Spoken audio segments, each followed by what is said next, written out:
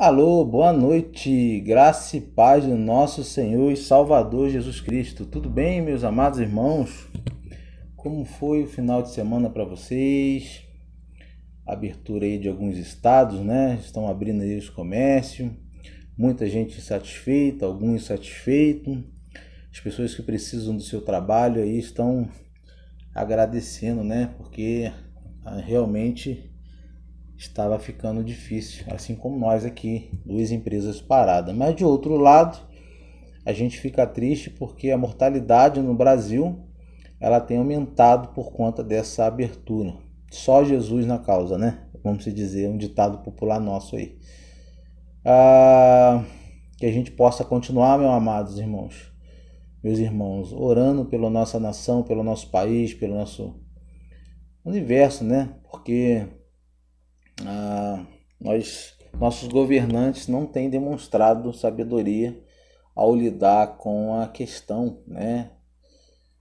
A briga de governo federal com estadual, estadual com municipal, a lei não é respeitada, as autoridades não são respeitadas e aí o povo sofre. A Bíblia fala que quando o governo é corrupto, o povo sofre, né? Infelizmente, que a gente possa orar para que essa praga que está sobre nós aí possa quanto antes ir embora, né? E que isso sirva de lição para nós, para que a gente possa ser pessoas, cristãos melhores. Mas é isso. Amados, chegamos então ao livro do Apocalipse, capítulo 4, tão sonhado, capítulo 4 que fala do trono, das maravilhas do trono do Senhor Jesus. A visão aqui do apóstolo João, vendo o próprio Cristo no trono. É um livro, é um capítulo bem difícil de explicar, porque tem bastante simbologia. Precisa de uma exegese muito forte, é utilizado ali do livro de Ezequiel, profecias de Ezequiel. Jesus traz, né, algumas profecias do capítulo 1, capítulo 10, ali para falar de algumas simbologias, alguns animais, a gente vai ver isso para frente. Mas antes de a gente começar a entrar no texto, eu queria fazer alguns agradecimentos. Quero agradecer aqui primeiramente a alguns irmãos americanos. É isso mesmo, nós temos alguns seguidores nos Estados Unidos. Eu não tive a oportunidade de conversar com eles ainda, né? Mas eu acredito que nós teremos essa oportunidade de conversar via tradutor, porque eu não falo inglês, não entendo ali. Eu até entendo inglês, mas eu não consigo falar fluentemente. Mas a gente vai entrar em contato com são duas pessoas. Um que eu me lembrei aqui é o Kristen, tá ok? Um forte abraço para você. Provavelmente você conhece a minha língua, sabe falar o português aí, ó, ou então está utilizando do recurso do YouTube, que é a legenda, para assistir nossos vídeos aí. Um agradecimento a você. Eu quero agradecer também a nossa irmã Carla Rodrigues, a Simone Alex, a Sandra Laureano, a Nelly Moraes, nossa irmã Marlene Mariano, nosso irmão Bruno Silva, do canal Áudio Comunicação, que também segue o nosso canal e assiste nossas lives aí. Nossa irmã Luciana Teófilo, também aqui da cidade.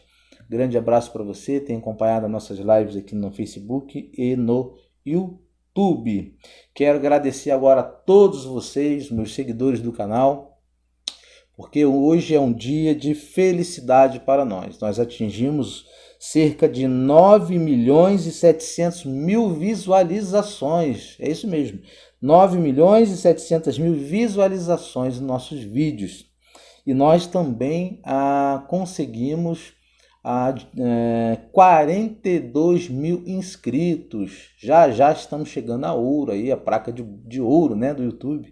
A tão sonhada placa de ouro, né? Hoje somos bronze.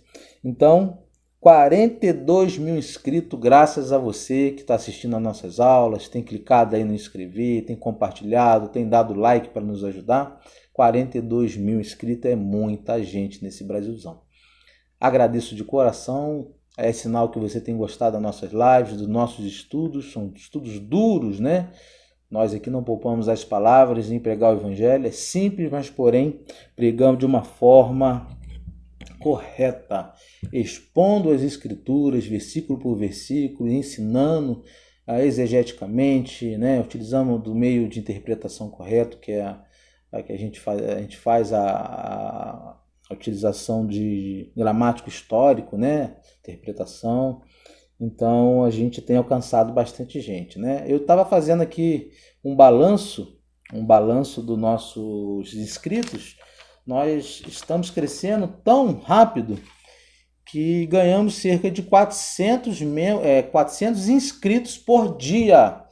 400 inscrições por dia no nosso canal. Então isso está mais do que provado que nosso canal tem abençoado a vida das pessoas e eu agradeço a vocês de coração e continue acompanhando o nosso canal, que nós teremos muitos estudos teológicos. Você que é seminarista, estudante, gosta de aprender profundamente a palavra de Deus, para que você não caia aí em falsos profetas, em seitas, né? Você vai aprender aqui a respeito do verdadeiro evangelho. Hoje eu estou fazendo também uma modificação antes da gente iniciar. Estou utilizando a câmera contrária do celular, então, ou seja, não estou enxergando aqui o meu enquadramento. Tive que botar um espelho aqui atrás, estou até olhando para ele lá, está gravando, graças a Deus. E a gente vai ver, vamos ver se realmente a nossa qualidade melhora um pouquinho, tá bom?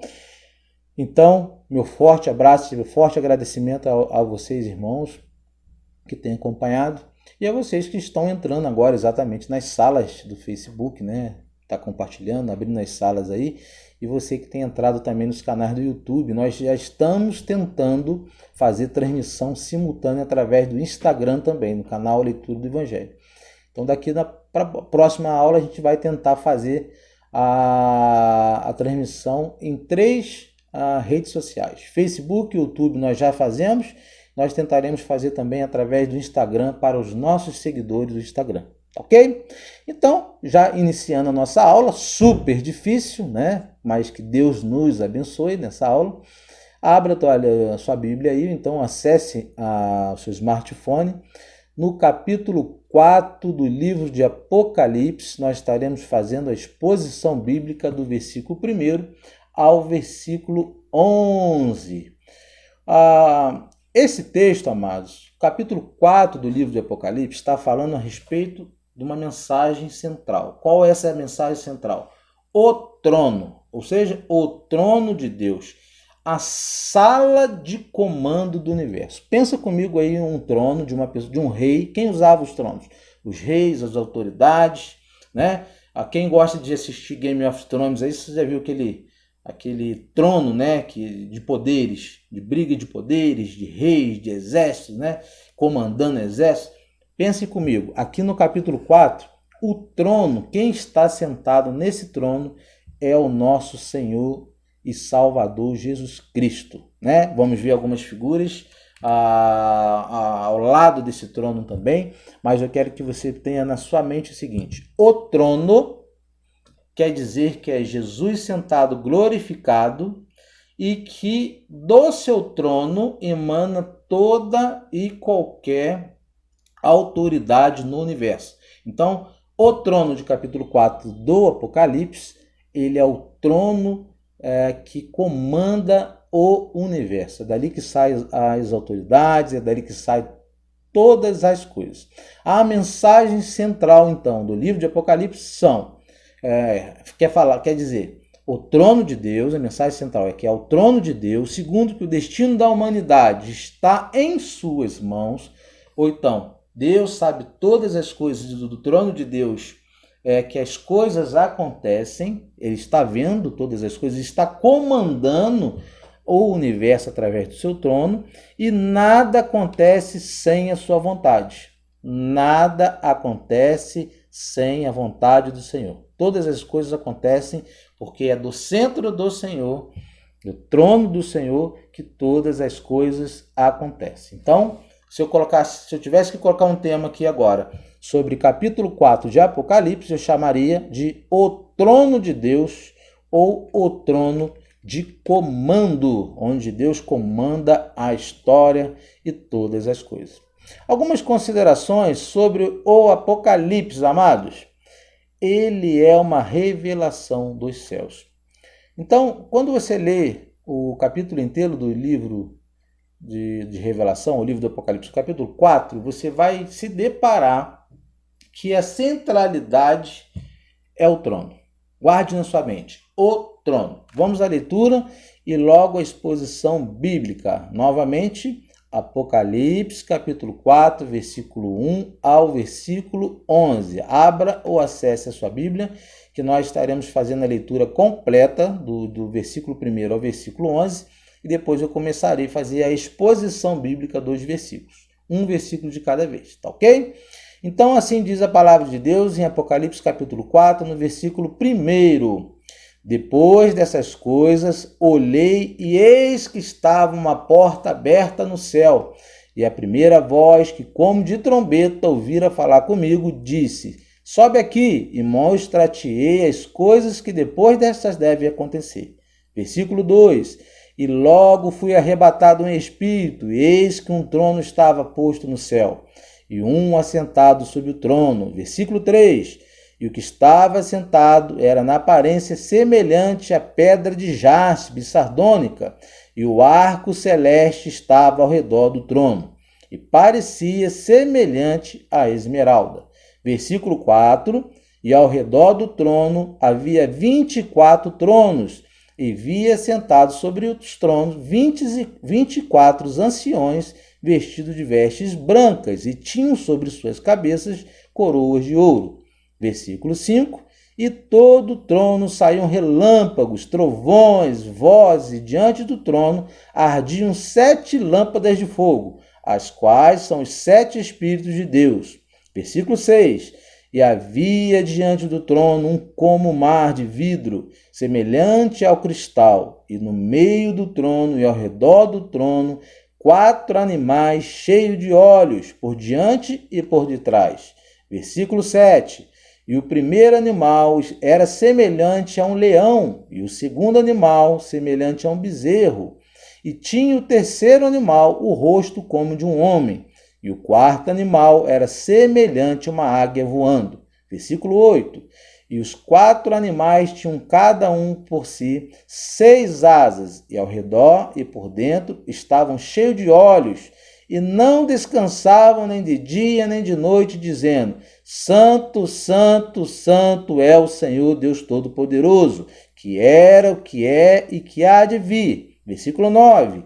E quando os animais davam glória e honra e ações de graças aos que estavam apresentados sobre o trono, aos que vivem para todo o sempre. Repetindo o versículo 9. E quando os animais davam glória e honra e ações de graças aos que estavam sentados sobre o trono, ao que vive para todo e para o sempre. Versículo 10. Os 24 anciões prostavam-se diante do que estava assentado sobre o trono, e adoravam o que vive para todo sempre, e lançavam as suas coroas diante do trono, dizendo, versículo 11, digno és, Senhor, de receber glória e honra e poder, por tu criaste todas as coisas, e por tua vontade são e foram criadas. Deus abençoe a leitura da sua palavra. Oremos. Senhor Deus, nós louvamos o teu santo nome pela tua palavra que foi aqui falada, Senhor Deus, lida. Pedimos, Senhor Deus, a iluminação do teu Espírito para que o Senhor possa revelar, Senhor Deus, a tua palavra, tanto para mim, Senhor Deus, que serei instrumento do Senhor para a exposição da tua santa palavra, tanto para aquele que está estudando ou escutando essas palavras. Palavras maravilhosas, Senhor. Após termos, Senhor Deus, feito a exposição das 7 igrejas, onde o Senhor reprovou muito a sua igreja, nós vemos aqui as bênçãos do Senhor vindo do seu trono. Vemos também o juízo que virá sobre a humanidade, que virá também do seu trono. E viremos também, Senhor Deus, a tua igreja, junto com o Senhor, já glorificada nos céus, fazendo parte dessa festa que o Senhor tem preparado para nós. Senhor Deus, edifica a tua igreja, Senhor Deus, na rocha eterna que é Jesus Cristo. Nos abençoe, fala conosco, Senhor Deus, e que essa mensagem seja simples, de simples entendimento, de simples interpretação. Abençoa teu povo, Senhor Deus, fala conosco através dessa mensagem. Nós oramos a ti em nome de Jesus. Amém e amém. Amém, amados? Vamos lá. Então vamos começar a fazer a exposição do versículo 1º, irmão. Versículo 1º está escrito: depois dessas coisas, olhei, e eis que estava uma porta aberta no céu. E a primeira voz que, como de trombeta, ouvira falar comigo, disse: sobe aqui, e mostrar-te-ei as coisas que depois dessas devem acontecer. Depois destas coisas, olhei. Então, depois destas coisas, João olhou para o trono. Aqui Jesus aparece a João pela sua segunda vez. É a segunda vez que o Senhor Jesus aparece para o apóstolo João. Por quê? Porque na primeira visão, lá em Apocalipse, capítulo 1, versículo 12 ao versículo 20, o Senhor Jesus ele se apresentou também ali ao apóstolo João. Ali foi a primeira visão que João teve do Senhor Jesus. E ele se apresenta como conhecedor, ali naquele caso, né, a primeira vez que ele se apresenta como conhecedor da igreja, falando da igreja de Éfeso, de Esmirna, Filadélfia. Então, a primeira visão, ou a primeira vez que João viu o Senhor Jesus, foi Jesus falando a respeito das 7 cartas a quais nós já estudamos, ok? Referência àquelas 7 igrejas da Ásia, ok? Conhecendo não só as virtudes daquelas igrejas, mas também as suas fraquezas. Aí Jesus faz tanto repreensão dos seus pecados, quanto também alguns conselhos para que ele se conserte diante do Senhor Jesus. Já em Apocalipse 4, quando ele fala a respeito do trono, ele aparece pela segunda vez ao apóstolo João. E João vê a visão de um trono de Deus. Então João vê um trono. Jesus está vendo pela segunda vez, dessa vez ele está vendo um trono. E isso nos revela que Deus estava para mostrar à sua igreja grandes batalhas que ela ainda iria passar. Inimigos, anticristo, inimigos que levantariam contra a igreja, como os falsos profetas, a besta, o governo de Diocleciano, naquela época, que já tinha se levantado contra a igreja, perseguindo os cristãos, um dos maiores perseguidores da igreja. Então, ainda continuando no versículo 1, e eis que estava uma porta aberta no céu, aqui é Jesus revelando o conhecimento do futuro, e que isso não depende de magia alguma, do espiritismo, de astrologia, de nenhuma outra forma de conhecimento, é apenas assim da revelação do trono. Ou seja, eis que estava uma porta aberta no céu. João, quando olha para ali Jesus começa a fazer as suas revelações. E aqui a gente pode tirar o ensinamento que a revelação do futuro cabe tão somente a Deus e através da sua escritura. Nenhum outro método nós podemos utilizar para conhecer ou saber do futuro. Por isso eu cito o espiritismo, jogo de cartas, e vários outros, né? Astrologia, onde as pessoas estudam e dizem que as cartas estão dizendo sobre o futuro. Não existe isso, amados irmãos. Com todo respeito a qualquer tipo de religião, aqui o único que pode revelar o futuro foi o próprio Jesus, e ele revelou ao apóstolo João, as coisas que haveriam de acontecer, e que aconteceram e que vem acontecendo ao passar do tempo. Então, o trono de Deus é de onde vem o comando, é de onde as coisas acontecem. É Jesus que revela o futuro de toda a humanidade, mais ninguém. Quando João olha para essa porta, ele não só vê as coisas acontecendo na história, mas também vê Deus reinando no seu trono. Ou seja, então ele vê Jesus, as coisas acontecendo na história, porque Jesus vai falar a respeito disso, mas ele também vê que existe um trono de um rei.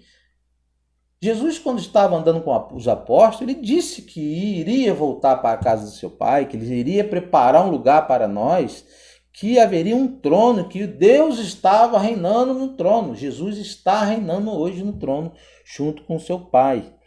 E a gente vai ver que existe tronos ao derredor do trono do nosso Senhor Jesus, preparado para nós, para a sua igreja. Versículo 1 ainda, como de trombeta ouvira falar comigo. Guarda muito bem. como de trombeta ouvira falar comigo. Quando é que nós escutamos uma trombeta? Que barulho absurdo. Para que serve esse barulho de trombeta? João escuta, né?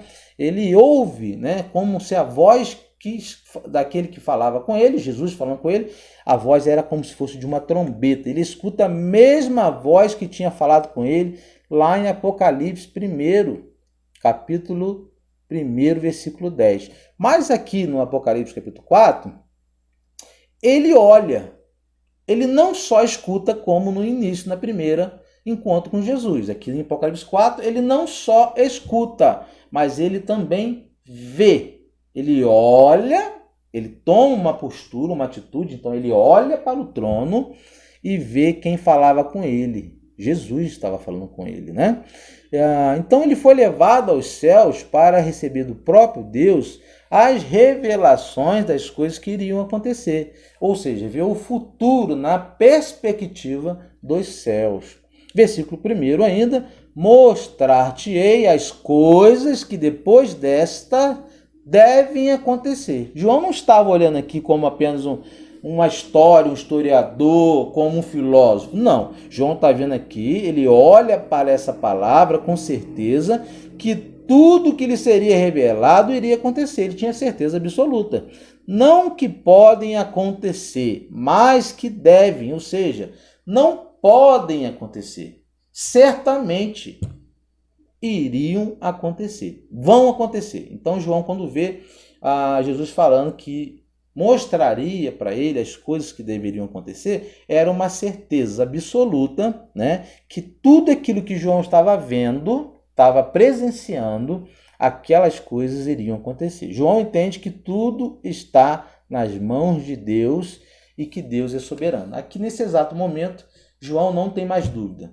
Quando ele olhou para o trono, a voz falou com ele, ele viu aquele ser assentado no trono, falando com ele, ele vê aquela maravilha, vê os tronos, os animais, que a gente vai citar, ele tem a certeza absoluta. Jesus está no trono, Jesus está reinando, Jesus comanda o universo através do seu trono. E aqui a gente já destrói qualquer teologia aberta que diz que Deus não conhece o futuro. Deus está reinando desde a sua primeira vinda, quando ele veio, cumpriu seu ministério, ressuscitou, foi ao Pai, está junto do Pai, preparando lugar para a sua igreja, e ele já reina, ele não reinará, como algumas seitas dizem que ele ainda virá a reinar. Não, Jesus já está reinando, e aqui esse versículo 1 do capítulo 4 de Apocalipse é bem claro, Jesus está no trono e ele reina. Exposição do versículo 2, vamos ler versículo 2. E logo fui arrebatado em espírito, guarda isso, e eis que um trono estava posto no céu, e um assentado sobre o trono. Então ele foi arrebatado em espírito e tinha um assentado sobre o trono. Ou seja, aqui João não subiu fisicamente, em corpo, em carne, pois nenhum ser humano poderia aguentar estar na presença de Deus e ficar vivo. Ele subiu em espírito. Porque a palavra de Deus ela vai dizer em outros textos que carne e sangue não podem herdar o reino de Deus. Porque nós seríamos totalmente destruídos se estivéssemos na presença de Deus em carne, olhando para o Cristo, para a santidade. Olha o que lá em 1 Coríntios 15, 50 diz a respeito disso. Contudo, irmãos, eu vos afirmo que carne e sangue não podem Desculpa, irmãos, contudo, irmão, eu vos afirmo que carne e sangue não podem herdar o reino de Deus, nem que é perecível pode herdar o imperecível. 1 Coríntios, capítulo 15, 50. O que está falando aqui, Paulo? Está dizendo que nós não podemos ter um encontro com Deus em carne, não agora. Quando Jesus volta ou seus servos morrem aqui nessa terra, quer dizer que nossa passagem, vamos dizer, nós vamos direto para os céus em espírito. Nossa carne, ela é mortificada, enterrada, sepultada, volta ao pó, né? Como Gênesis disse ali, volta ao pó. Mas haverá um dia qual Jesus voltará e aí haverá a junção, ou seja, a ressurreição dos mortos, haverá Aí, neste momento, haverá a ressurreição do corpo, junção do corpo com o espírito. Então, hoje, nós não podemos, e nenhum ser humano tem condição de estar na presença de Deus e continuar vivo, porque nós somos pecadores, Ele é santo, a sua santidade nos destruiria. Apenas Elias, na sua carruagem de fogo, apenas Moisés, né, que não teve o seu corpo ali, sumiu, né? Nós acreditamos que o corpo foi levado, e apenas, eu esqueci o homem que andava com Deus, vou colocar para você, Enoque foi que andava com Deus, foi levado. Então só apenas 3 pessoas não passaram pela morte, estão junto com Deus em carne e espírito. Nós, quando morremos, somos enterrados, o espírito vai para Deus ou vai para o intermediário aguardando o juízo final, né, que é o inferno, fica nesse intermediário, já no estado de espírito de sofrimento, mas não em corpo. Então o inferno também vai ser um sofrimento em carne. Quando Jesus volta, os santos ressuscitarão, os mortos se levantarão, haverá a ressurreição dos mortos, aqueles que estão salvos se juntarão ao Senhor, aos céus, os que forem condenados serão jogados no lago de fogo do inferno, junto com Satanás e seus anjos, em carne, para sofrer. Então nenhuma carne pode herdar o sangue, nenhuma carne e sangue pode herdar o céu. Por isso, ele foi arrebatado em espírito. Ele escuta e vê com olhos espirituais para receber de Deus suas revelações. Está em êxtase, que ele está numa êxtase espiritual. Ou seja, o corpo dele está lá, mas ele entrou numa êxtase espiritual, um arrebatamento espiritual, e aí ele começa a receber as revelações do Senhor Jesus. 2. Mas o que João vê quando ele sobe em espírito? Versículo 2. E eis que um trono estava posto no céu e um assentado sobre o trono. Algumas curiosidades, amados, sobre a palavra trono. Algumas curiosidades. A palavra trono, ela aparece 67 vezes no Novo Testamento. 67 vezes ela aparece no Novo Testamento. 47 vezes a palavra trono aparece apenas no livro do Apocalipse. E olha que coisa interessante. Apenas no capítulo 4, no capítulo 4 a palavra trono aparece em 12 vezes. Que interessante. O que nos faz crer que o trono de Deus é a sala de comando do universo. Todas as coisas acontecem diante do trono daquele que está comandando a humanidade. 67 vezes no Novo Testamento, 47 vezes no livro do Apocalipse e 12 vezes apenas no capítulo 4 do Apocalipse. Ou seja, a palavra trono significa, em primeiro lugar, poder. Poder para quê? Julgamento. A palavra trono significa, em primeiro lugar, poder de julgamento, ou sala de controle do universo. Ele vê que quem reina a humanidade é apenas Deus e no seu trono. Ou seja, então a palavra trono tem seu significado. É o lugar de poder, é o lugar de julgamento, é onde vai ser feito o julgamento dos santos. É a sala de controle, de comando, de onde saem as ordens para todas as coisas na terra. E que não existe teologia aberta. Ou seja, tudo está no controle de Deus. Por que eu falo de teologia aberta? Teologia aberta é a teologia que diz que o futuro Deus não conhece. Que Deus não conhece o futuro e que se ele não conhece o futuro, ele não pode prever o que vai acontecer.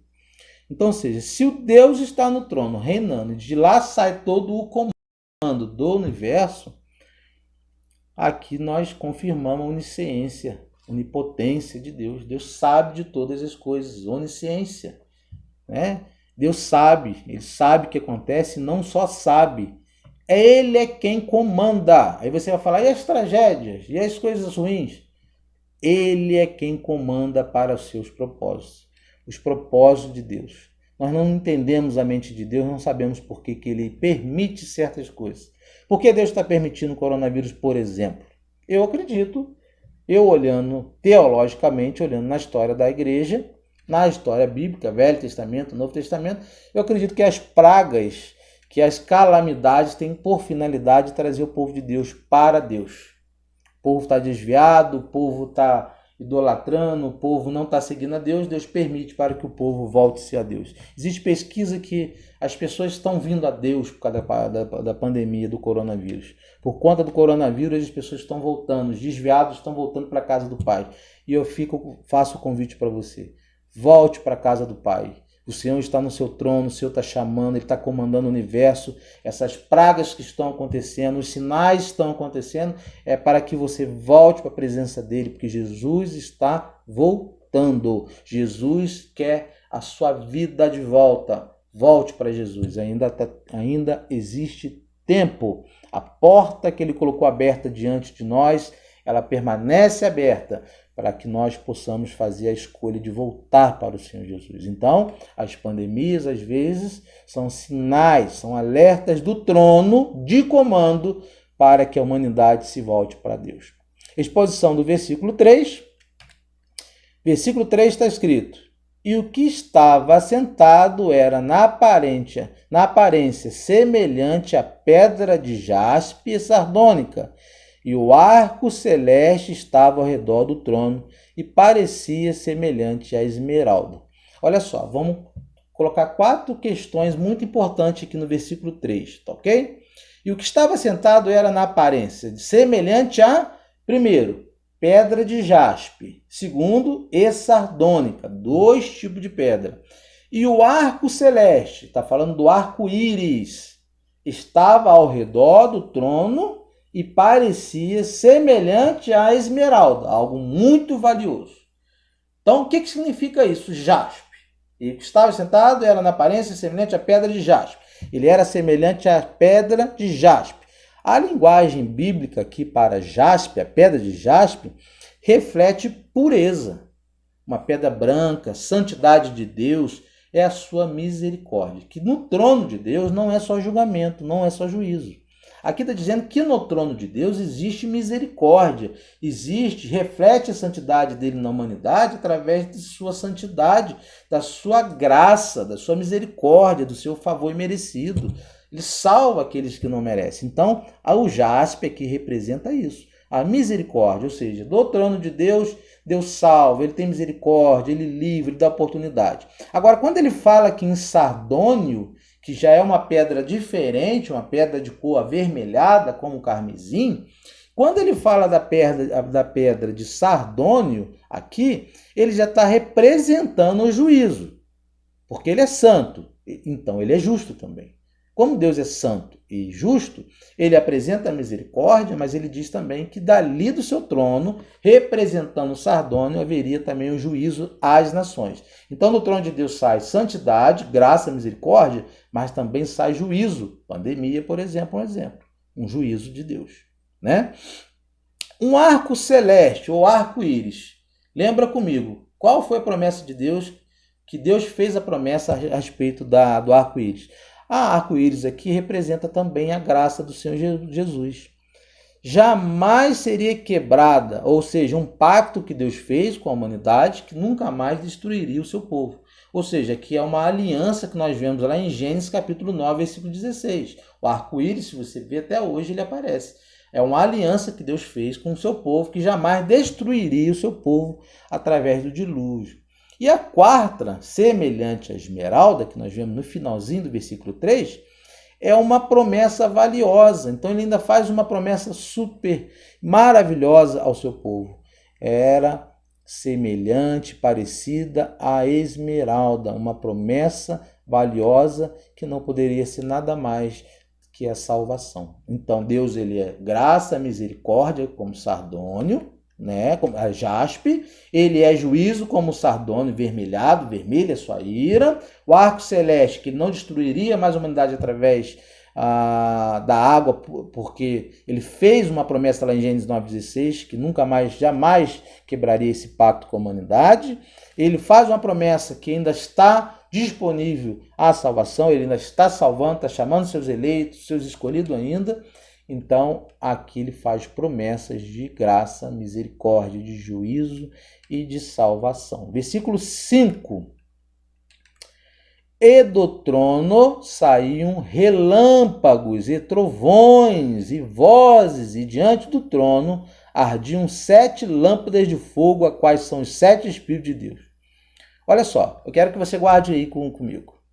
E do trono de Deus saía relâmpagos, saía trovões e saía vozes, ok? E diante do trono também ardia 7 lâmpadas de fogo, as quais são os 7 Espíritos de Deus. Leamos. Já reparou que depois, vamos refletir, já reparou, irmãos, que depois de uma grande chuva, depois de alguns relâmpagos, chuva, tempestade, sempre vem um belíssimo arco-íris? O arco-íris sempre aparece depois de uma chuva, de uma tempestade, de trovoadas, aparece o arco-íris. É a aliança de Deus. Ele está refletindo e dizendo para a humanidade, olha aqui a minha aliança. Essa é a minha aliança, que eu não vou destruir vocês com a água, porque ele só aparece através de uma tempestade. Esse é o arco-íris, belíssimo, né? Ele vem depois da tempestade, porém aqui no livro do Apocalipse é o contrário. Aqui no capítulo 4 do livro do Apocalipse, o arco-íris vem antes da tempestade. Ou seja, o arco-íris não vem depois da tempestade. Por que aqui no capítulo 4 o arco-íris ele vem antes da tempestade? Por quê? Porque antes dele enviar o juízo, ele envia a graça, ele envia a misericórdia, ele oferece ao homem sua graça. Essa é a sua mensagem. Essa é a mensagem do livro do Apocalipse. Essa é a mensagem do capítulo 4, o trono de Deus. Primeiro não é juízo, primeiro é apresentar a sua misericórdia, a sua graça. A pedra de jaspe, semelhante à esmeralda, o arco celeste, graça. Por isso o arco-íris aqui, ele vem depois, por isso ele vem antes da tempestade. Porque nenhum de nós pode dizer que Deus nos julgou, nos enviou para o inferno, sem que ele tenha nos dado a oportunidade. Por isso aqui o arco-íris ele vem antes, porque ele simboliza a graça de Deus. Através da sua graça, da sua salvação, da sua misericórdia, das oportunidades, da sua palavra, da pregação do evangelho, de tantas outras oportunidades que Deus vem dando à humanidade. Ele dá a oportunidade após o ser humano negar essa graça, aí ele vem com juízo. Trovões, aí ele envia trovões, vozes, né? Trovões, vozes são os juízos de Deus após a graça dele, né? Relâmpagos, trovões, vozes são evidências do juízo de Deus. Ficou claro isso para nós? Para todos aqueles que não olharem para o arco-íris de Deus, para a sua graça e misericórdia. Ou seja, todos aqueles que não olham para a graça de Deus, representado aqui como arco-íris, quem não olha, quem não ouve, quem não aceita, não escuta a graça de Deus, representado pelo arco-íris, que é uma aliança de Deus com o povo. Então, os relâmpagos, os trovões vêm em sinal de juízo contra essa pessoa. Pode não vir agora, em vida, mas virá quando Jesus voltar, ou se Jesus voltar para você hoje, esse relâmpago, trovões e vozes será o juízo de Deus contra você. O cálice representa o cálice de ira de Deus que está transbordando, mas ainda há tempo. Um dia o juízo virá. Aproveite a oportunidade que Deus tem dado. Utilize aí da escolha, faça boa escolha. Deus tem te dado oportunidade, Deus tem nos dado oportunidades e Ele tem batido e tem falado no nosso coração. Abra a porta do seu coração, deixa Jesus entrar para que a ira dele futura que virá sobre a humanidade não recaia sobre você. Pergunta: por que Jesus não destruiu a humanidade na sua primeira vinda? Por quê? Um fato marcante na Bíblia que está narrado em Isaías 61, versículo 1, que está escrito: o Espírito do Senhor Deus está sobre mim, porque o Senhor me ungiu para pregar boas novas aos mansos, enviou-me a restaurar os contritos de corações, a proclamar a liberdade aos cativos e a cobertura de prisão aos presos. Isaías profetizando lá no Velho Testamento a respeito do Messias que ainda viria. Outro fato, lá em Lucas 17, 21, diz que Jesus, ao iniciar o seu ministério na terra, ele abre o rolo do livro dos profetas, no livro de Isaías 61, e começa a ler essa mesma mensagem. A mesma mensagem que o profeta Isaías estava profetizando. E ele fala, vamos ler: e foi-lhe dando o livro do profeta Isaías, e quando abriu o livro, achou o lugar em que estava escrito: o Espírito do Senhor é sobre mim, pois quem me ungiu para evangelizar os pobres, enviou-me a curar os quebrantados de coração, a pregar liberdade aos cativos e restauração da vida e vista aos cegos, a pôr em liberdade os oprimidos e anunciar o ano aceitável do Senhor. Ou seja, nós podemos reparar que Jesus cita o livro do profeta Isaías, 61, versículo 1, confirmando a profecia se cumprindo na vida do próprio Senhor Jesus. Só que tem um fator aqui interessante. O Senhor Jesus ele não lê todo o capítulo 61 de Isaías. Por quê?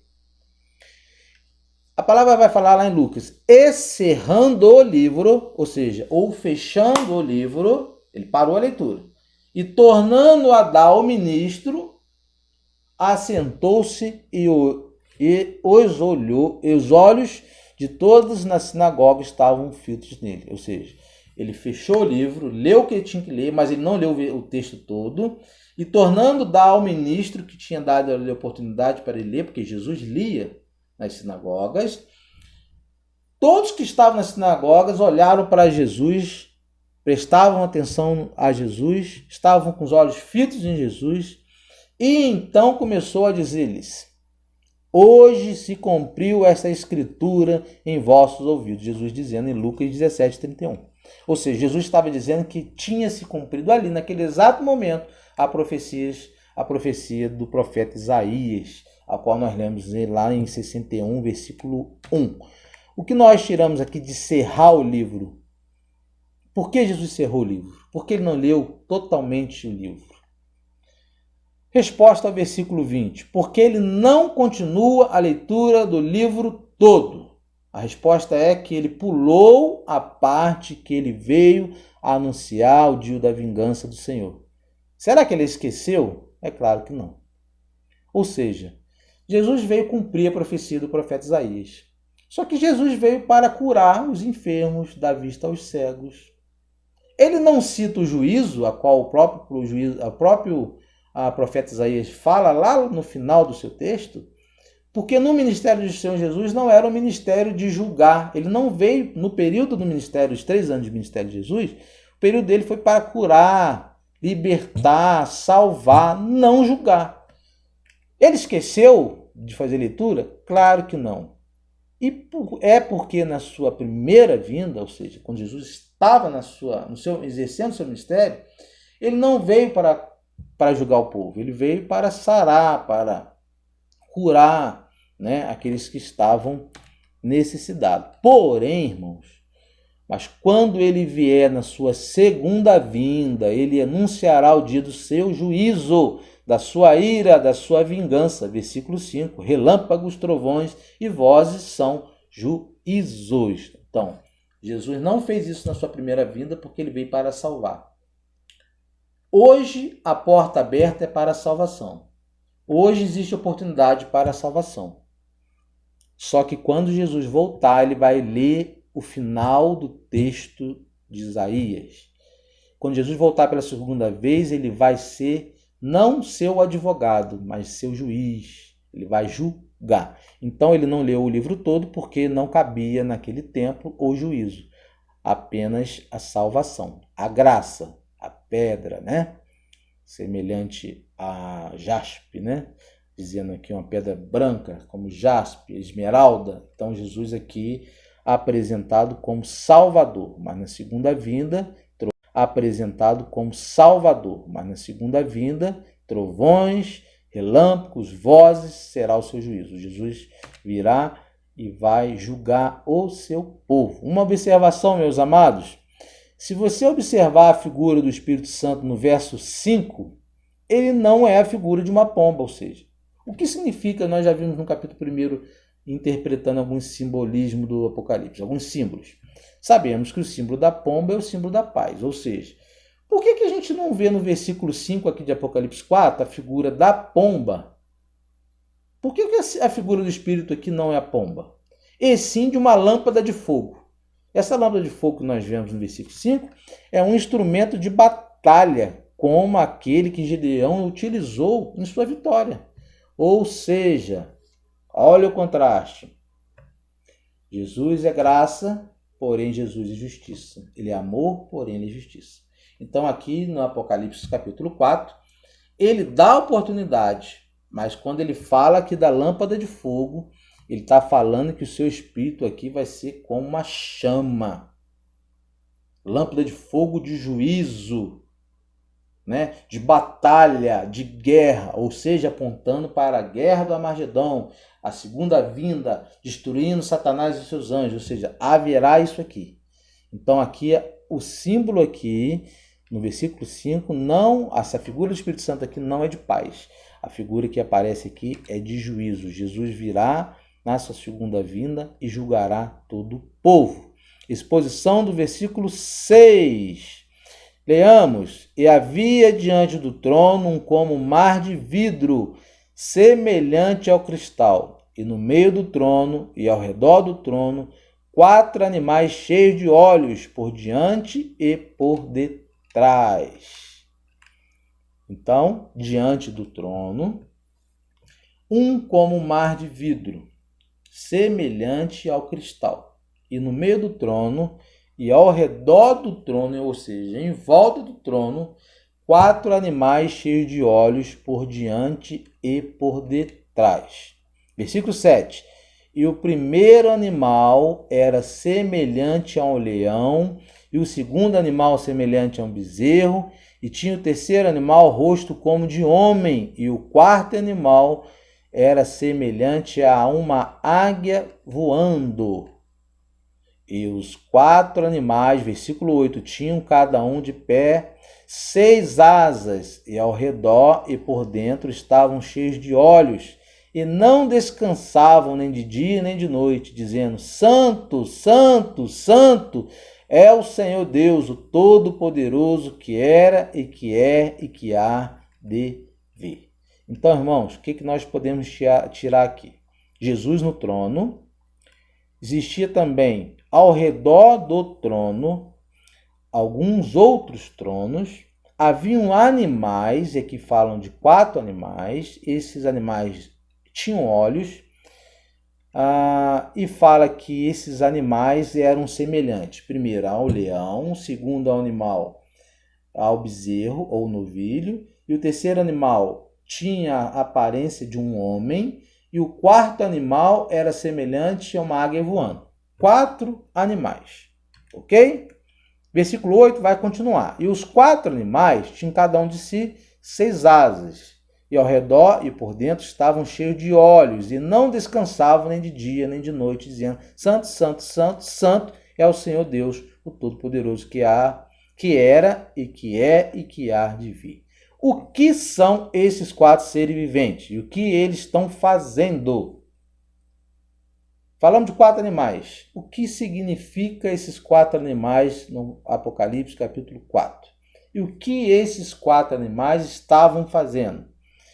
Existem, amados, 2 explicações teológicas para esses animais. Para 2 respostas bíblicas teologicamente que explicam esses animais. Nós não sabemos ao certo, totalmente, corretamente, revelado 100% o que significa. Porém, nós chegamos já próximo. Primeira interpretação que nós podemos ver desses animais é de um teólogo chamado William Barclay.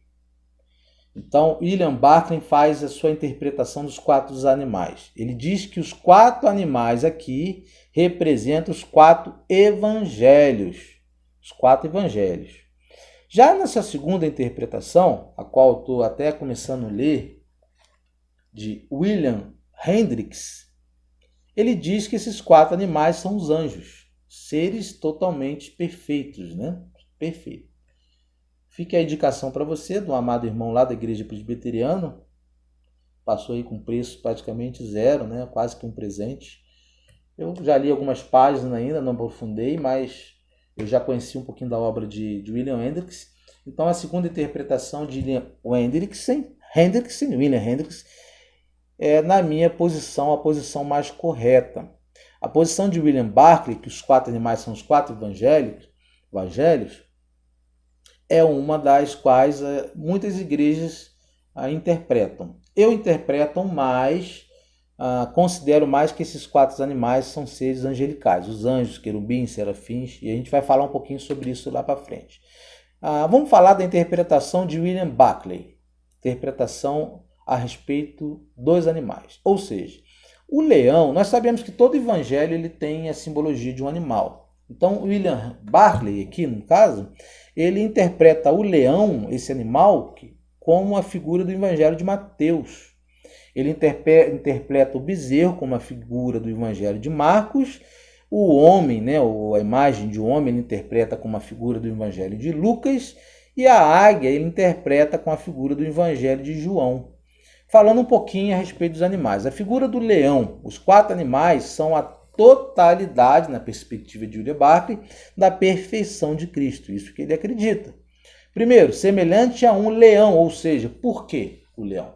Porque o leão é o rei dos animais, é o animal mais forte, o dominante. O leão é a figura de Jesus também como rei. É a figura de Jesus sendo apresentado por Mateus como o rei dos judeus. Então, William Barclay pega a figura desse leão e ele interpreta que o leão é o evangelho, primeiro evangelho, né?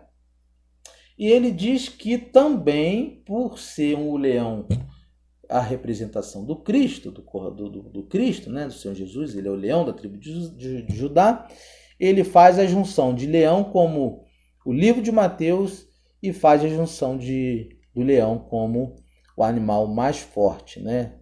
É o que dominante, o mais dominante, o mais forte animal selvagem, né? E ele faz essa interpretação.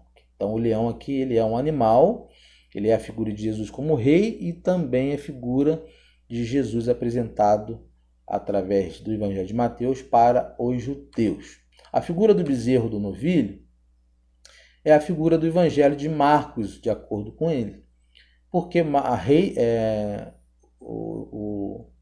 a figura que é semelhante ao bezerro é rei dos animais domésticos. O bezerro, né? O boi, o novilho, ele é a representação dos animais, de um dos animais mais fortes também domésticos, de acordo com a interpretação dele. O bezerro, o novilho, aqui é a figura de Jesus como servo descrito por Marcos.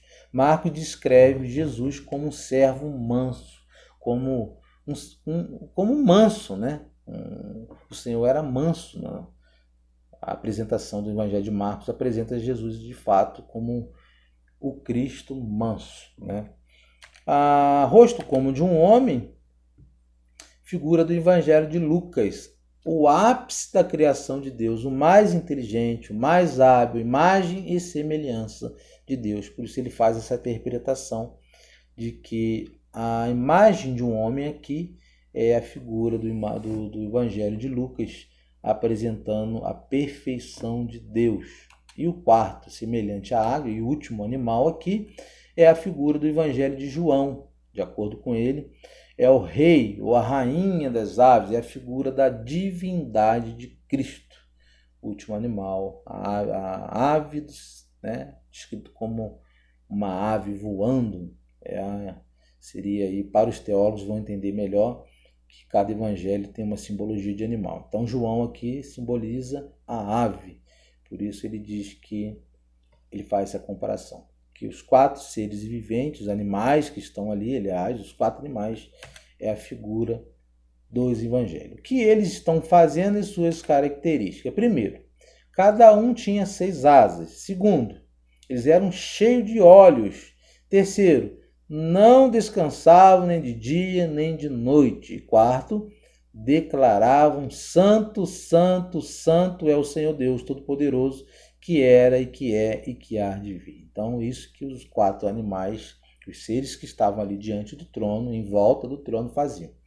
Eles tinham essas características, tinham assim as 6 asas, eles eram cheios de olhos, também tem significado, vai ficar para uma próxima aula, senão esse vídeo vai ficar muito longo. Eles não descansavam nem de dia nem de noite, ou seja, prestavam culto, louvores ao Deus no seu trono, declaravam: Santo, Santo, Santo. 3 vezes, nós vamos entender porque 3 vezes é o Senhor Deus Todo-Poderoso, que era, que é e que há de voltar de vir.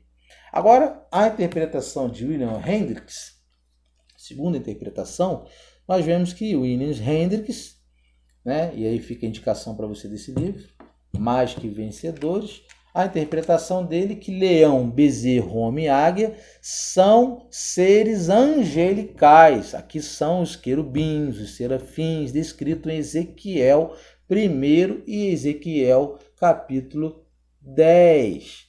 Então, não vou fazer a leitura porque vai ficar muito longo, mas depois de você ler Ezequiel, esse capítulo 1 e Ezequiel capítulo 10, você vai ver que enquadra realmente a interpretação desses animais. É a interpretação mais correta, do meu ponto de vista, porque Jesus sempre utilizava passagens dos profetas, passagens do Velho Testamento, e citava, né? Ele sempre citava isso no Novo Testamento, inclusive ele falando do trono da graça dele sobre isso, lembrando lá os profetas. Então, quando você faz a exegese, você vê que a citação do Novo Testamento, a Bíblia interpreta a Bíblia e você vê que Jesus está utilizando o Velho Testamento para interpretar ou ensinar a respeito da figura dos animais. Então, os 4 animais mais poderosos, os mais fortes, os animais são as características dos anjos. Então, esses animais, leão,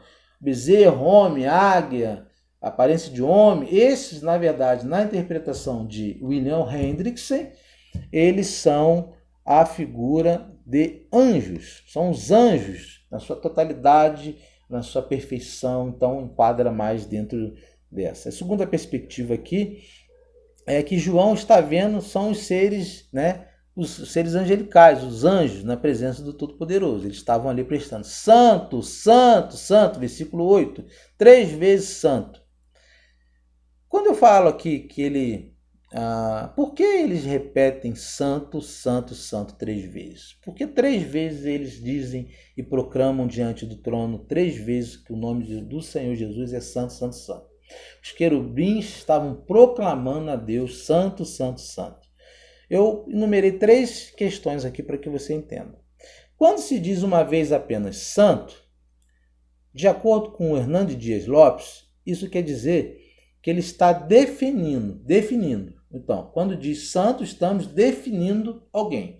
Ou seja, os querubins estavam definindo Jesus. Ele é santo, Jesus é santo. Quando dizemos santo, santo, nós estamos dando destaque. Então, os querubins estavam dando destaque à figura do Senhor Jesus no seu trono.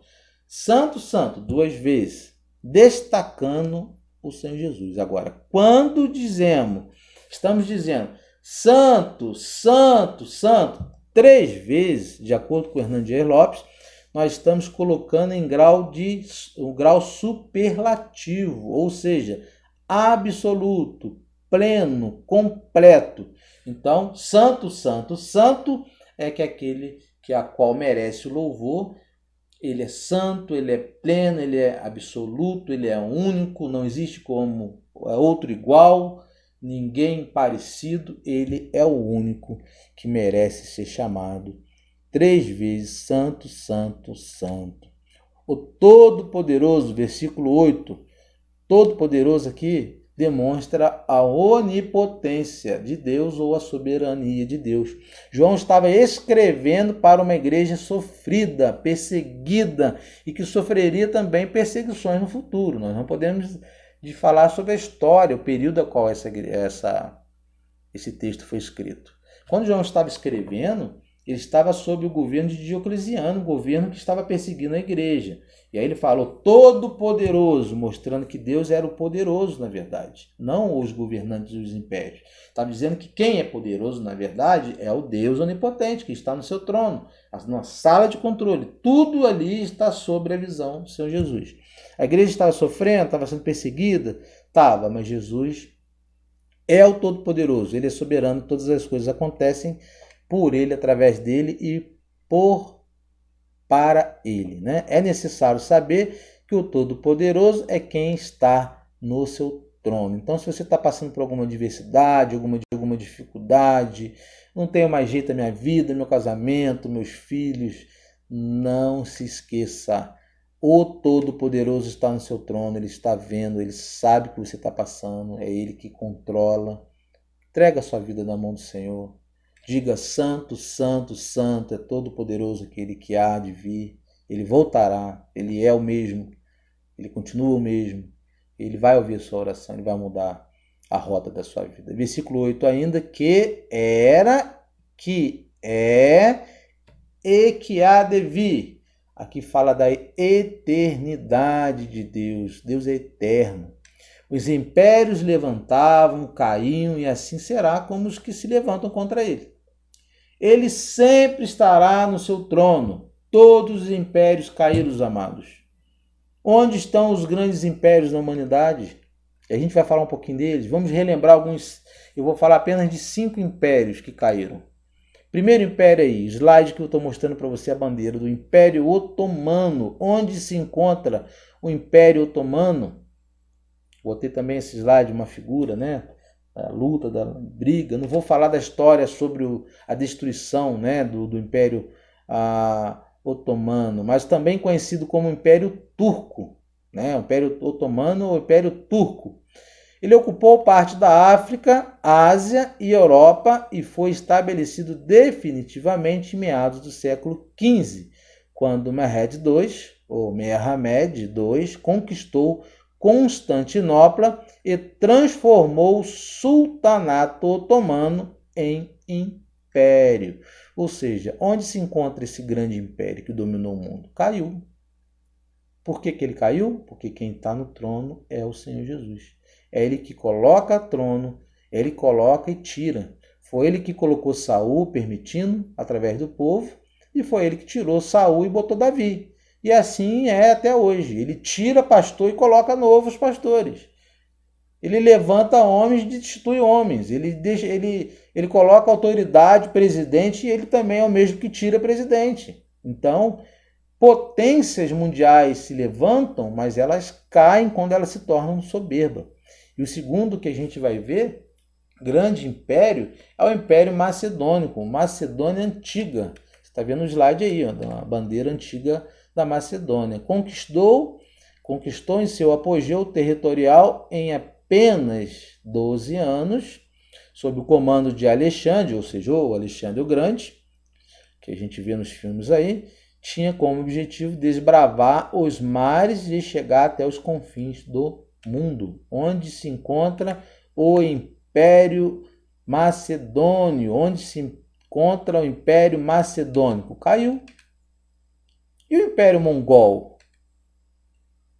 O território mongol se estendia desde a península da Coreia até a Danúbio, incluindo algumas das nações mais povoadas e avançadas da época, como o Iraque, Irã, China, assim como os países da Ásia Central e da Ásia Menor.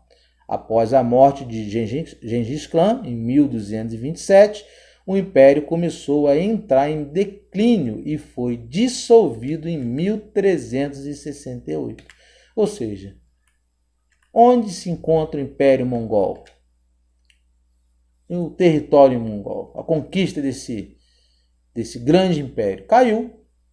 Também caiu. Era uma grande potência, mas foi destruído. Deus é quem reina, Deus é quem está no seu trono comandando o universo. O quarto, Califado Omíada.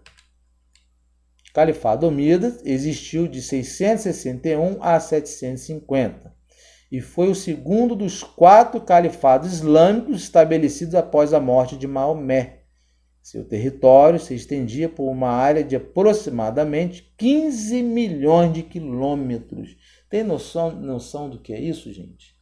Aproximadamente 15 milhões de quilômetros a sua extensão, onde o califado islâmico governava, mandava, né, através de Maomé.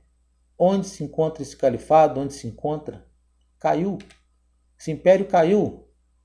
Quinto império, Império Aquemênida.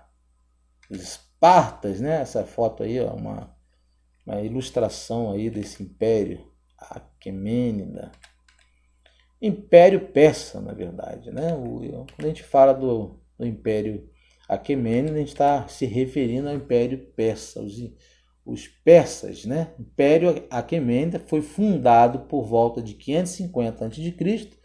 por Ciro o Grande, e em seu apogeu, então sob o comando já de Dário I, ocupou um território enorme que hoje corresponde à Grécia, Bulgária, Líbia, aliás, e Paquistão, assim como algumas regiões do Cáucaso, Sudão e Ásia. Onde se encontra o Império Persa? Caiu também. Deus está no seu trono e ele comanda a humanidade. Todo e qualquer governo e império que se torne orgulhoso, que abandone Deus, cai. Deus destitui, tira do trono. Reflexão de pastor Hernandes Dias Lopes. Por que os grandes impérios caíram? Onde estão os impérios? Primeiro, onde está o Egito dos faraós? Onde está o poder da Síria? Onde está a mega Babilônia? Onde está o poder do Império Medo-Persa? Onde a força do Império Grego-Macedônio?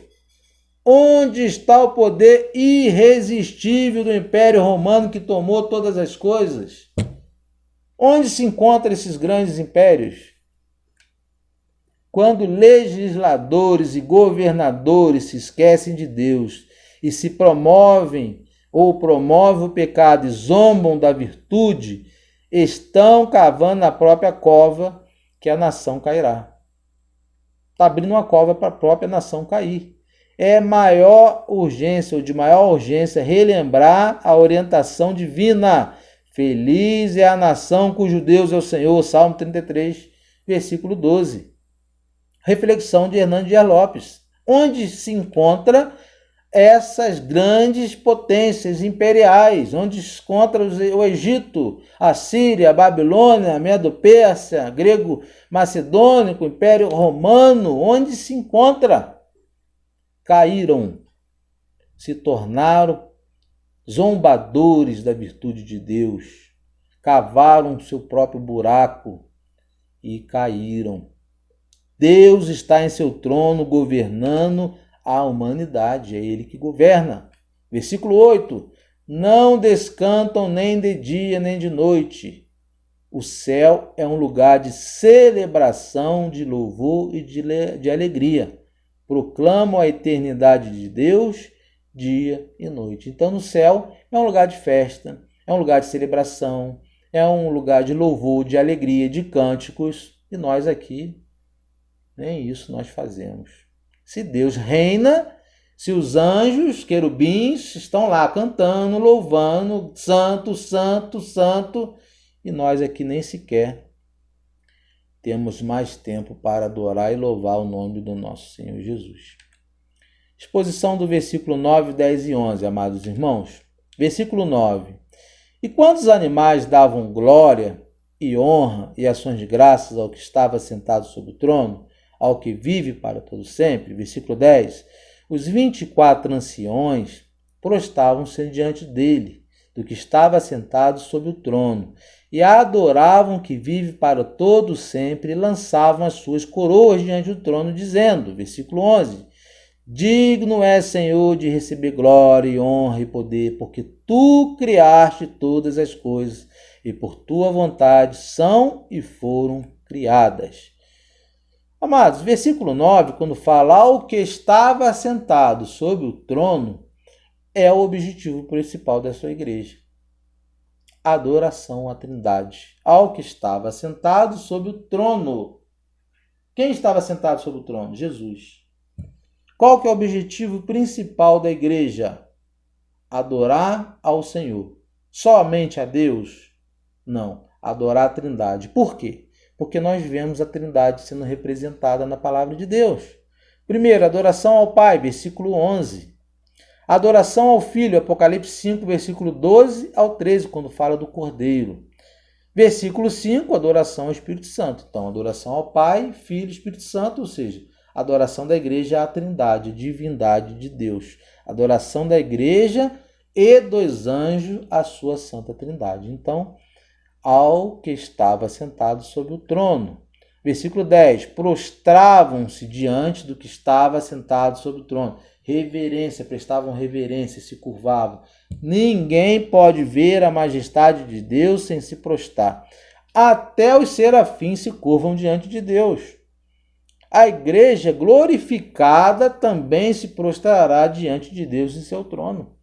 Aqueles que já estão com o Senhor Jesus, que já morreram, que estão com Ele, tantos na atual dispensação, quanto até aqueles que estavam lá no Velho Testamento, estão prostrados já diante do Senhor, dizendo: Santo, Santo, Santo é o nome do Senhor. É isso que ele está dizendo aqui. Digno é o Senhor de receber toda a honra, toda a glória, toda a adoração. E aqui é o povo, os anjos do Senhor, os serafins, os querubins, né? Estão adorando ao trono do Senhor. Versículo 10. Lançava as suas coroas diante do trono. O que significa isso? Significa rendição, submissão, dignidade total a Cristo. Que não é a igreja que deve ser adorada, aplaudida, e sim apenas a Deus em seu trono. Pois a igreja aqui não se considerava, pois a igreja aqui não se considera digna de adorá-lo. Aqui eu tenho que lembrar sobre os líderes, falar um pouquinho sobre a igreja atual.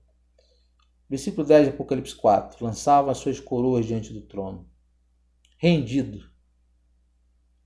Rendição, submissão, dignidade total. De joelho ao pé do Senhor Jesus. Adoração apenas à figura do Cristo do Senhor Jesus.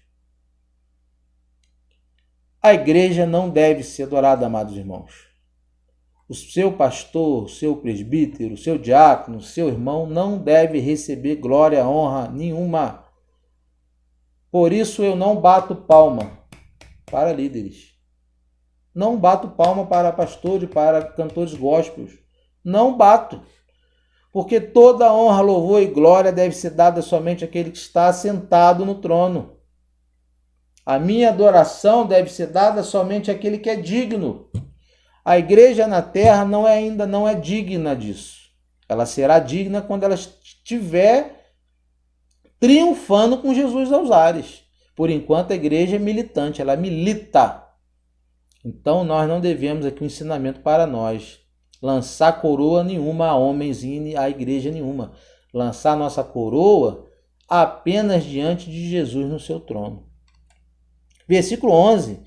Tu criaste todas as coisas e por tua vontade elas foram criadas.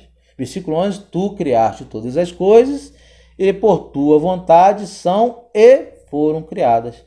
Falando novamente da onipotência de Deus, poder total sobre todas as coisas.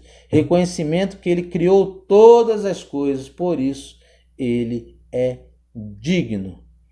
Aqui, representação e demonstração da onipotência de Deus.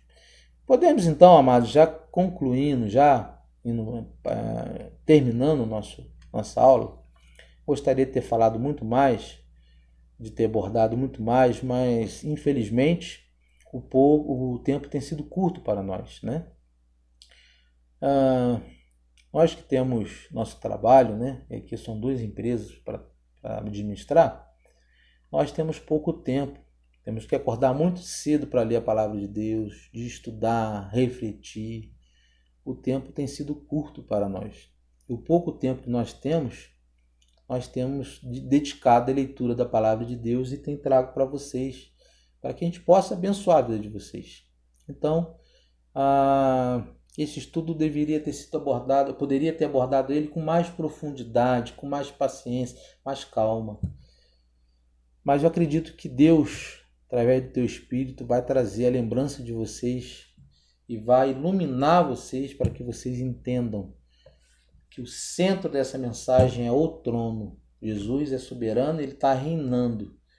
Nada que você esteja passando na vida é motivo para que você desista, porque Deus, ele está com seus olhos em você. Ele sabe dos seus sofrimentos, sabe da sua tristeza, sabe dos seus problemas, e você deve se dirigir a sua coroa, assim como os anjos aqui, ao Senhor Jesus. Não colocar sua esperança em homens, ajuda a pessoas, mas sim tão somente aquele que está sentado no seu trono, comandando o universo. Ele está vendo todas as coisas, é ele que comanda. Peça direto a Deus. Podemos concluir que todo joelho se dobrará e toda língua confessará que ele é Deus. Romanos capítulo 11, versículo 4. O ensinamento que nós tiramos desse texto de Apocalipse 4. Aquele que não se dobrou até agora, um dia vai se dobrar. Aquele que não confessou ainda até hoje, um dia vai confessar que Cristo é o Senhor. Vai se cumprir, inevitável. Uma das conclusões. Que devemos honrar Ele hoje e agora, pois a graça e o juízo procedem do seu trono. Então nós devemos prestar honra hoje a Ele, porque a graça e o juízo fazem parte do comando do trono do Todo-Poderoso. Hoje a graça está disponível. Mas os trovões estão chegando, a voz está sendo dita, a trombeta está sendo tocada. Isso significa que o juízo de Deus também está vindo. Que haverá um momento que a graça de Cristo, para alguns dizem que será fechada. Eu creio que será fechada na sua segunda vinda. Nessa segunda vinda haverá juízo. Haverá o trono branco. Juiz, o Jesus que hoje é advogado será o seu juiz para te condenar. Ou para te libertar, te livrar, te justificar, te redimir, porque você já está debaixo da sua graça, ou para te condenar porque você negou ele a sua vida inteira. Então nós podemos tirar e concluir que naquele dia possamos dizer: Tu és digno, Senhor, sem medo e temor algum, com total certeza que nós cumprimos nosso ministério aqui nessa terra. Combatemos nosso bom combate. Que possamos nos aquebrantar e colocar nossa vida diante do trono e dizer amém. Sem medo, sem vergonha alguma. Deus está no seu trono. Ele sabe de todas as coisas. Ele reina, ele já está no seu trono reinando. Que nós possamos nos entregar ao Senhor. E se você não fez isso ainda, que você possa fazer isso agora comigo em oração. Amém? Vamos orar? Seu Deus, nós oramos, já glorificamos, bendizemos o teu santo nome, dizemos que o Senhor é santo, santo, santo, digno de toda honra, toda glória, Senhor. Apenas o Senhor é digno de todas essas coisas. Colocamos nossa vida na tua mão, Senhor Deus. Precisamos, Senhor, das tuas misericórdias. Olhe para nós do teu trono de sabedoria e de soberania, ó Senhor. Nos ensina, Pai, mudar de rota, de melhorarmos, Senhor Deus. Esquecemos que o Senhor um dia julgará essa nação, julgará o teu povo. Estamos vivendo uma graça barata, modificada, Senhor Deus, uma graça, Senhor Deus, que não é a graça que nós vemos na tua palavra, no teu evangelho, Senhor. Deus, move o nosso coração e aquele que está assistindo, Senhor, que não crê na tua palavra, não crê no teu evangelho, aquele que acha que até que o Senhor não existe, Senhor, ele se dobrará um dia, ele vai ter que confessar um dia que o Senhor é o Senhor da eternidade, é o Senhor que reina, que o Senhor que está no trono reinando, que do seu trono saem as bênçãos, saem, Senhor Deus, os juízos. Ele vai confessar, e que ele tenha essa oportunidade hoje de confessar seus pecados, que ele venha reconhecer que apenas o Senhor Jesus, apenas tão somente ele é o Senhor, o Salvador. Não existe outro caminho, não existe outros caminhos, Senhor Deus, apenas o Senhor Jesus é o caminho, a verdade, a vida. Que aquele que hoje, Senhor Deus, entendeu que precisa voltar, Senhor Deus, para o Senhor, que está longe dos seus caminhos, que hoje ele seja reconciliado diante do Senhor, mediante a sua fé em Cristo Jesus. Aquele que está fraco, que não está tendo comunhão com a igreja, que tenha sua força, tenha sua vida fortalecida, renovada, cheia do seu Espírito Santo novamente, meu Deus. O juízo tem vindo. O Senhor está se aproximando, Senhor Deus, e a humanidade está gemendo de dores por conta da nossa arrogância. Impérios caíram e impérios vão cair novamente, porque estão se rebelando contra o trono do Senhor. Senhor Deus, mova nosso coração para que possamos nos arrepender e voltar a nossa vida para o Senhor, entregar a nossa vida para o Senhor de fato, Senhor Deus. Tenha misericórdia da tua igreja que está se afastando do teu evangelho, pregando universalismo, teologias abertas. Igrejas que nem sequer pregam o livro do Apocalipse, Senhor Deus, com medo, Senhor Deus, das suas reprovações, com medo de que o livro do Apocalipse é um livro de juízo, mas não, é um livro de bênçãos para o teu povo. É um livro que demonstra que o Senhor é justo, que o Senhor salva, que o Senhor abençoa, que o Senhor tem promessas e tem bênçãos para quem lê. Que o teu povo se volte, que os líderes, seu Deus, voltem, seu Deus, pregar o verdadeiro evangelho para que a gente veja um reavivamento na história, nesse século XXI. Vejamos, seu Deus, assim como no século XV e XVI houve. Nós precisamos, seu Deus, de um reavivamento. E toda a pandemia, a tragédia na humanidade, após vem o avivamento do Senhor. Que ao passar dessa tragédia que o país está vivendo, que o mundo está vivendo, Senhor Deus, que o Senhor possa reavivar a tua igreja. Fortaleça os fracos, Senhor Deus. Os que estão cansados, os que estão desistindo, refortaleça. Enche do teu Santo Espírito novamente. Que eles possam ter, Senhor Deus, nas suas mentes que o Senhor está no teu santo trono reinando. Que o Senhor está aí, Senhor, no teu trono reinando, vendo todas as coisas, nossas dores, nossas aflições, nossas necessidades. Que o Senhor está vendo tudo e todas as coisas. E venha também, Senhor Deus, com juízo contra os falsos profetas, os falsos mestres.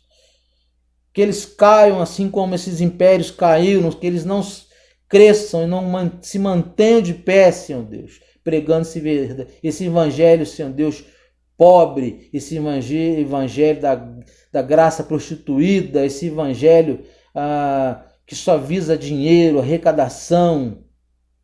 Que esses falsos profetas, Senhor Deus, caiam, que fique apenas a sua igreja pura e imaculada, como uma noiva preparada para o noivo. É que essa igreja, Senhor Deus, daqui para frente, continue. E que ela cresça cada dia mais. Que o evangelho seja expandido cada dia mais. Para a honra e glória do teu Santo Espírito. Amém e amém. E que o amor de Deus Pai e que as doces consolações do Espírito Santo e a graça do seu Filho, nosso Salvador Jesus Cristo, esteja sobre todo o povo de Deus espalhado nessa terra, espalhado sobre essa terra, essa nação. Todos aqueles que professam seu Deus e confessam Jesus Cristo como Senhor, único Senhor Salvador. Que essas bênçãos sejam, Senhor Deus, estejam sobre o teu povo até a sua segunda vinda. Assim que todos digam amém, amém e amém. Amém, amados? Até a próxima aula. Nós falaremos do capítulo 5 de Apocalipse, se Deus assim nos permitir. O tempo tem sido curto, Mas a gente vai conseguir fazer isso. Em nome do Senhor Jesus. Receba a bênção aí do Senhor. Dê um abraço aí para quem estiver perto de você. Abençoa a vida do seu irmão. E que você possa ter na sua mente a partir de hoje que o Senhor Jesus está no seu trono. Ele reina. Ele sabe de todas as coisas. Ele é quem comanda a humanidade. Amém? Até a próxima. Deus abençoe.